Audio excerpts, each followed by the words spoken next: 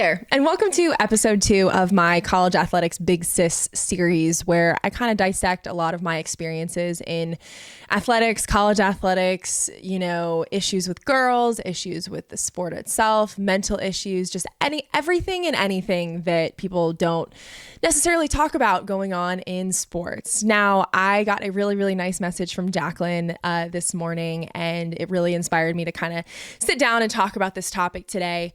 But her question was, how do you handle being on a disorganized team where athletes are not necessarily on the same page? And this is something that me personally, I could talk about all day because I am a huge team player. I've always been a huge team player. I always want the good of the team before I want necessarily the good of myself. And, it was definitely an adjustment getting to college sports and really even dealing with this at the club level as well, of just being around people who don't think the same, being around people who don't want to prioritize the team, being around people who don't value relays, because I was a swimmer, who didn't value relays and just how fun relays were and just cherishing those moments and experiences. Now, I've got a couple ideas that I can kind of give you guys, and then I want to kind of tell a little bit of a story, and then I've got a few takeaways from that. So let's get into it. 1, I know the first knee-jerk reaction when you're not on the same page with somebody is to get frustrated, to get angry, to call them out on their crap, to kind of get in their face and be like, what the heck are you doing? Why are you being so negative? Why are you giving us an attitude? Da-da-da-da-da.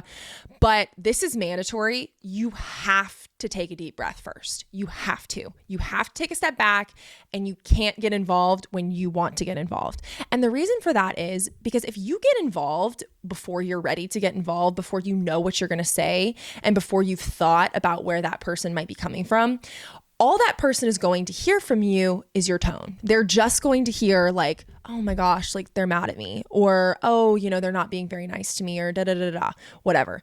And then that's not going to accomplish what you want it to accomplish, because ultimately what you want to accomplish is change behavior. You want them to move forward and do something different and, and learn from where they are. And they're not going to do that if they feel like they've been put on the defensive. And also when you get into a situation where you're kind of, going at it with somebody, all you're going to do is cause division on the team, because you're going to get frustrated. You're going to go talk to somebody else. You're going to be like, oh my God, this person's driving me nuts. And then that person, that you've spoken to is going to be like, oh my gosh, can you believe what so-and-so said to me? Right.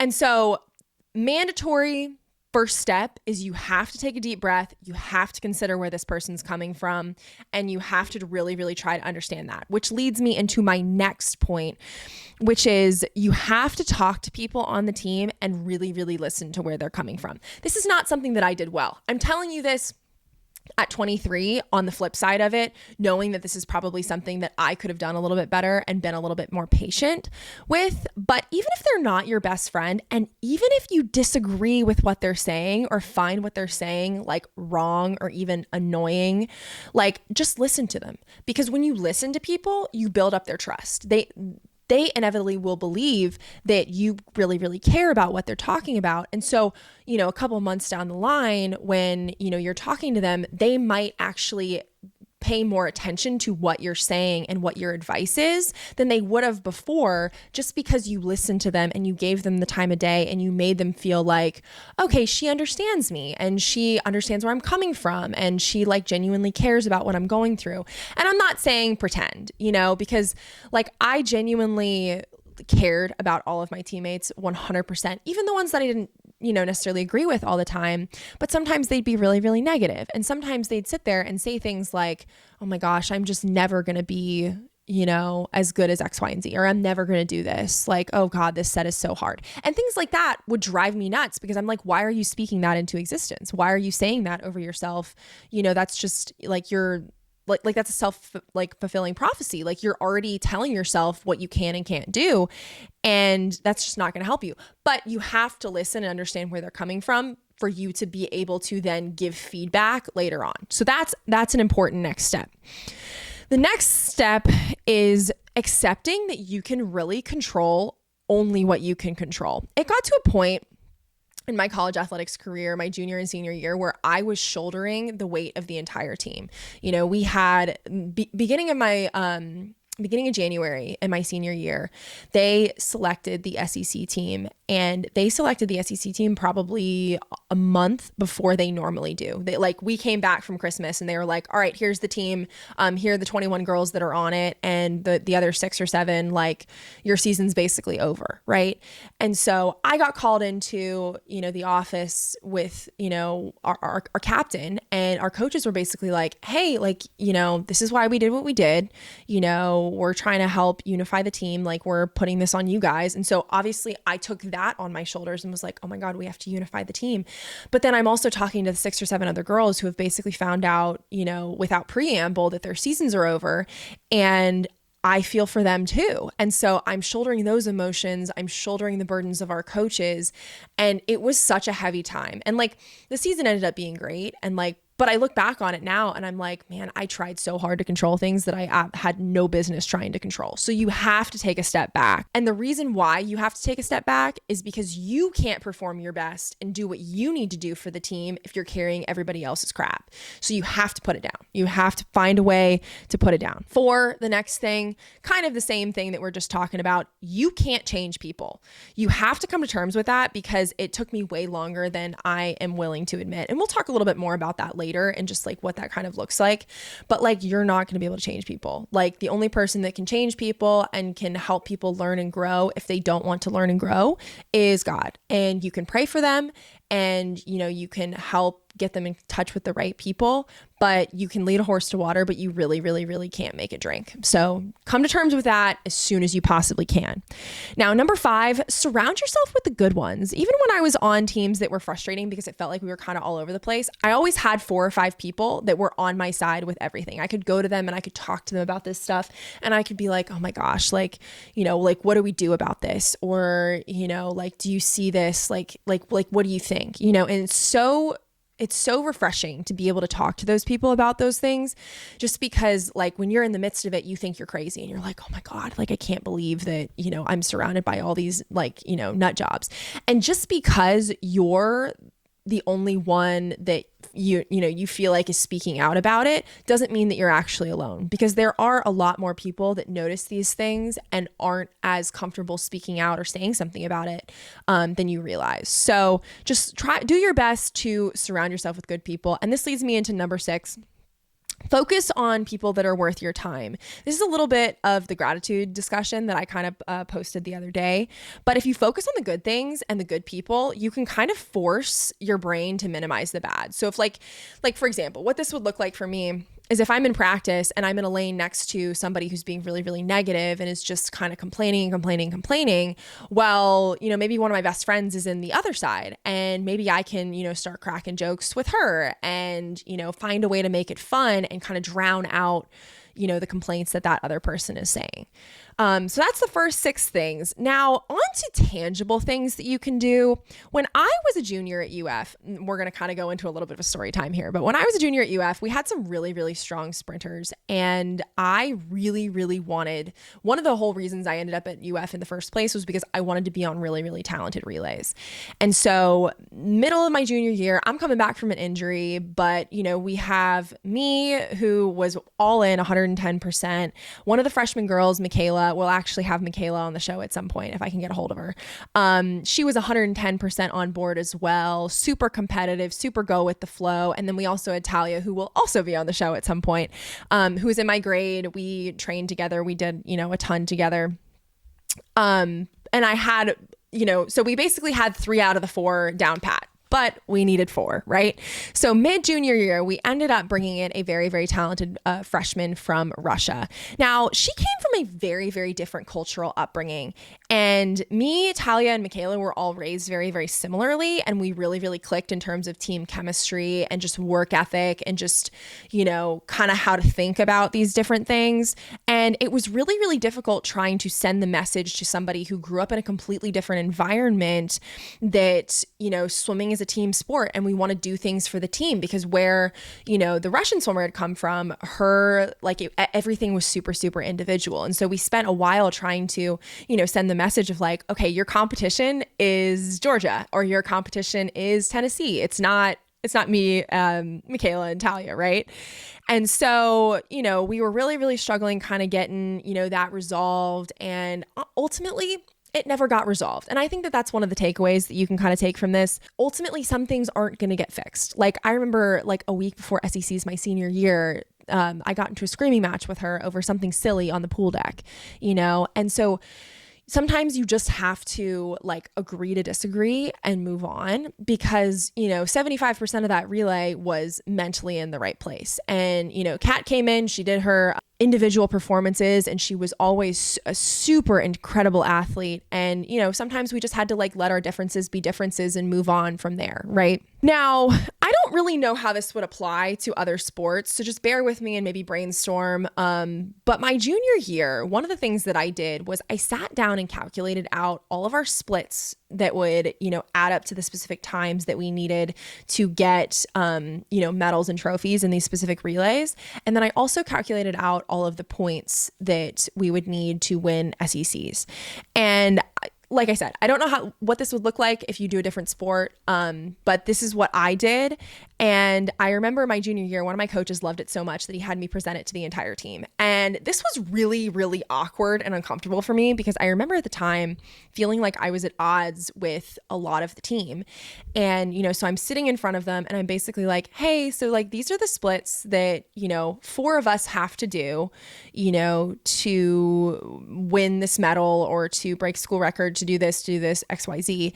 And I'm basically telling 30 other girls like what they can do from the sidelines to support the 4 of us that are going to be on that relay. And so that was like, it was a really, really hard conversation to have. It was really uncomfortable, but nonetheless, we did it. We ended up breaking a school record at SECs that year and then taking home a couple trophies at NCAAs. So it paid off.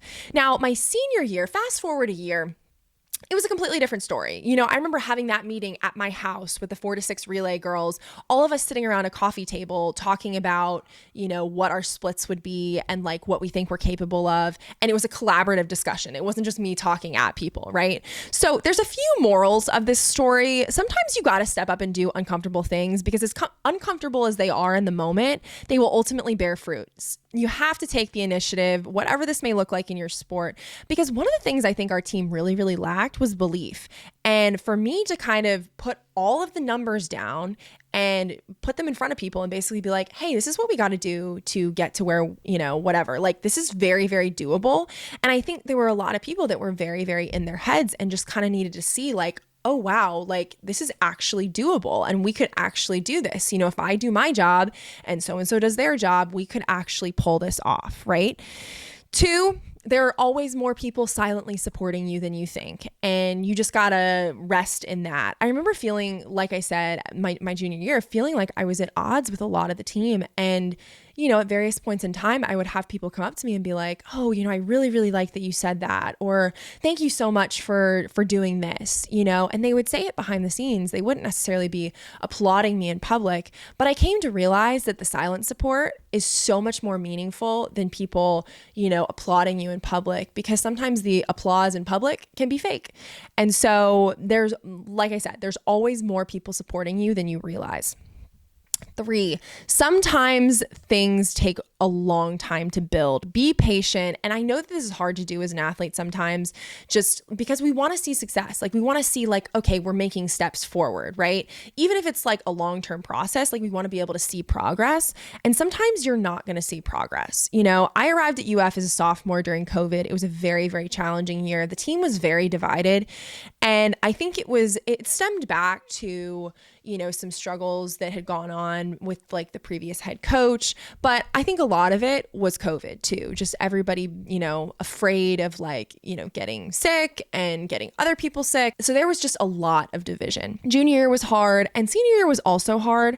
But by the time we got to senior year, me and my senior class, who, like I said, will all be on this show at some point. We're going to bring Kathleen, Allie, and Talia on here to kind of talk about our experiences and like the different aspects of college athletics, because they have some really, really interesting perspectives that I'd love to chat about. But by the time we were done, by the time we were seniors, we had built something really, really special. And by December of our senior season, we all looked at each other and we were like, oh my gosh, we could actually win SECs this year, you know? And it took us until December to get in our heads like, okay, yeah, we can do this. Like we didn't walk in, you know, September of senior year thinking like, oh, we've got this in the bag.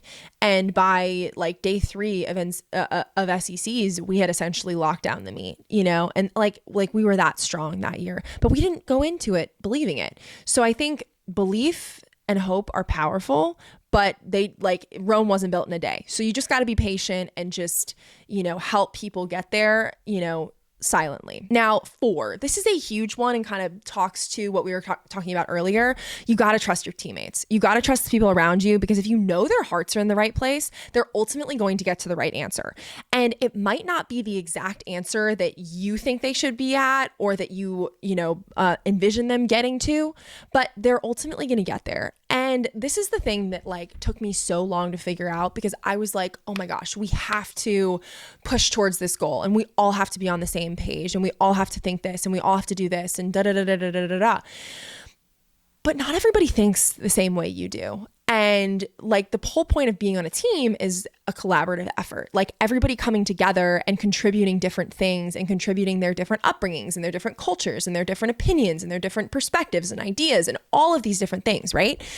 And that's okay. Like there has to be some of you, there has to be that, you know, or like maybe you're coming at it from a different perspective too, but like there has to be some of, you know, the competitiveness and the drive and the type A-ness that I brought to the table, that my friend Kathleen brought to the table. But there also has to be a little bit of the calmness and the fun and the peace that, you know, both Talia and Allie brought. I mean, we all brought something different to the table, and the team all brought something different to the table, you know?